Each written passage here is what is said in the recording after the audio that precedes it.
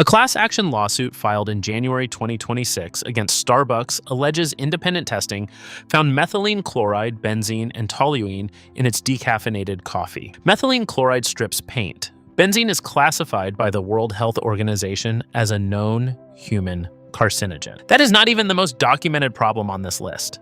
Every claim in this video is sourced from filed federal court documents, each company's own published nutrition data, peer-reviewed public health research, and documented investigative journalism from Newsweek, The Spokesman Review, and Industry Nutrition Analysis. Most dangerous chain, 5, gas station and convenience store. Coffee, Circle K, 7-Eleven, Sheetz, and Wawa all operate self-serve coffee stations that collectively represent one of the most consumed coffee formats in the United States. The beans used in these operations are commodity grade, sourced at the lowest cost per unit, and in many cases, pre-ground weeks or months before they reach the station.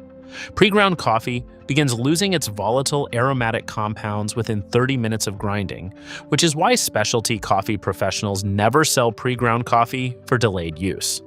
What remains after weeks of off-gassing in a sealed bag is a flat, oxidized product that requires increasingly dark roasting to produce any identifiable coffee flavor at all. The holding time at self-serve stations is a separate documented concern. Food safety guidelines from the National Restaurant Association recommend that brewed coffee should be held for no more than 30 to 60 minutes in a carafe before discarding. Compliance at self-serve convenience stations is not verified or audited. The self-serve creamer and sugar stations introduce artificial creamers, non-dairy whiteners, and artificial sweeteners that have their own processing histories. There is no sourcing transparency, no barista, and no quality control beyond the machine that keeps the carafe warm. Most dangerous chain, 4, Tim Hortons. Tim Hortons was founded in 1964 by hockey player Tim Horton in Hamilton, Ontario, and for decades operated as a Canadian institution built on simple, affordable drip coffee. The chain was acquired by Burger King in 2014 and subsequently merged into Restaurant Brands International, the 3G capital-backed conglomerate that also owns Popeyes. The same private equity extraction model that has damaged Burger King's quality has been applied to Tim Hortons, and Canadian franchisees filed multiple documented lawsuits against the parent company over forced cost-cutting that they alleged harmed product quality. Tim Hortons' specialty beverage line is also among the most sugar-loaded in the coffee chain category. The chain's large hot chocolate contains 86 grams of sugar per serving per published nutrition data, exceeding the American Heart Association's maximum daily recommended intake for women by over 300% in a single drink. Tim Hortons pre-brews its coffee in large batches that are then held in urns, a format that prioritizes throughput over the freshness of the coffee being served. The brand that once represented no-frills quality has become a private equity asset whose cost structure and product decisions are made by the same team responsible for Burger King. Most dangerous chain, 3, McDonald's McCafé. McDonald's launched McCafé to compete with Starbucks and Dunkin in the premium coffee category, and it has succeeded in capturing significant market share on the strength of price and convenience. The product behind that price and convenience, however, is commodity coffee blended by Gavinia Gourmet Coffee with no meaningful sourcing transparency, flavored through an artificial vanilla and caramel syrup system that uses industrial flavoring compounds rather than real dairy, fruit, or vanilla, and served in a format that positions a sugar delivery vehicle as a coffee experience. McDonald's large caramel frappe, as published in the chain's own nutrition disclosures, contains 670 calories and 88 grams of sugar. The American Heart Association recommends a maximum of 25 grams of added sugar per day for women.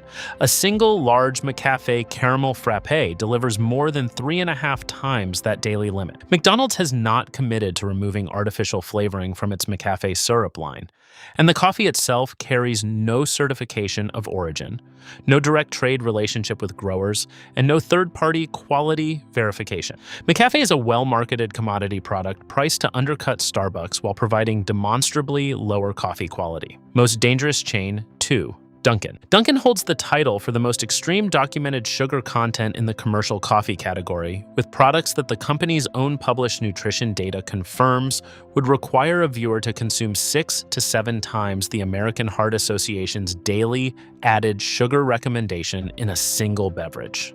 According to Newsweek's March 2026 analysis drawing directly from Dunkin's published nutrition disclosures, the large frozen coffee butter pecan swirl contains 172 grams of added sugar and 1,120 calories. The large frozen coffee caramel swirl contains 148 grams of sugar. The pumpkin swirl frozen coffee, documented by food analyst Bobby Parrish of Flav City in a breakdown that went viral, contained 185 grams of sugar and 930 calories, with no actual pumpkin in the product, only artificial pumpkin spice flavoring. Dunkin pledged to remove artificial dyes from its entire menu by the end of 2018. The company's own current donut page carries a disclaimer noting that limited edition and custom photo donuts may contain artificial dyes.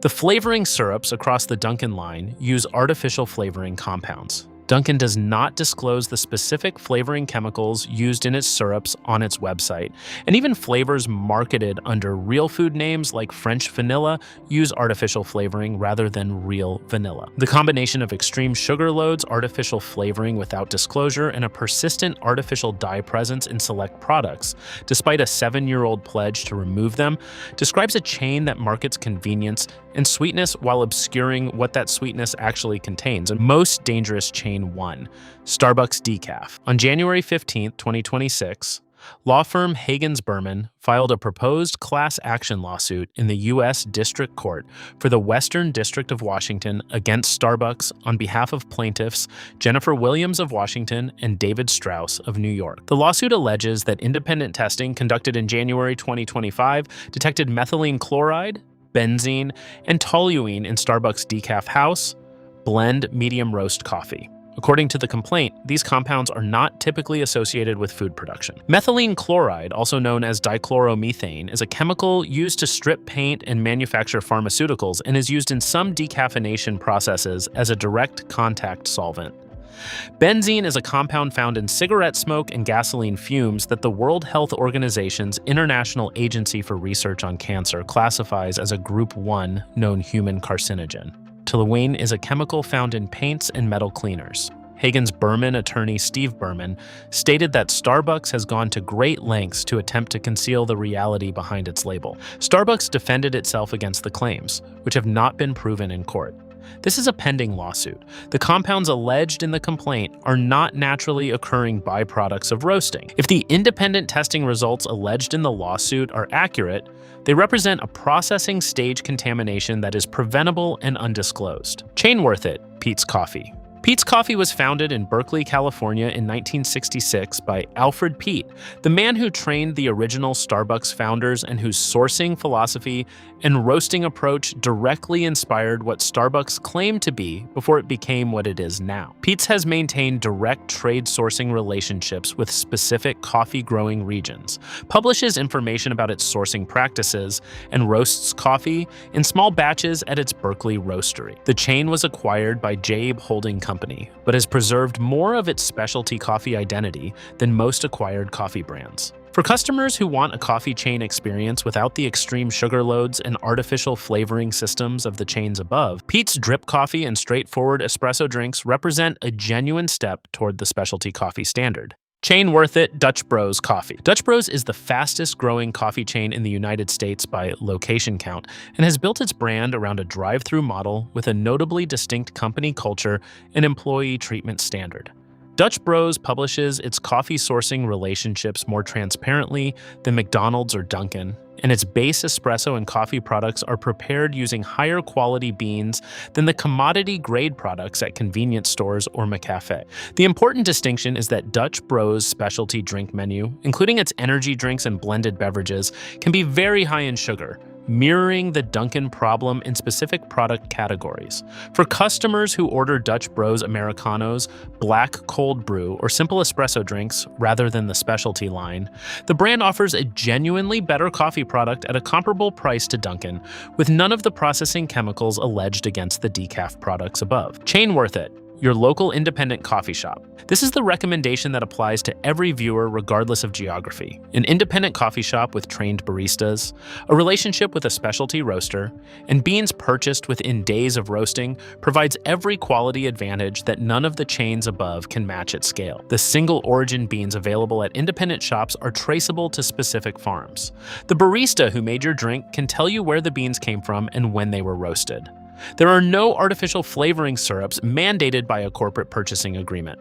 There is no commodity-grade pre-ground coffee sitting in a gas station carafe. The margin between what a local independent coffee shop charges for a well-made espresso drink and what any chain charges for a sugar-loaded flavored beverage is smaller than most people assume, and the quality gap is not close. Subscribe, because we are running the same verified standard across every major food and beverage category, so you always know what the independent research actually found before you order.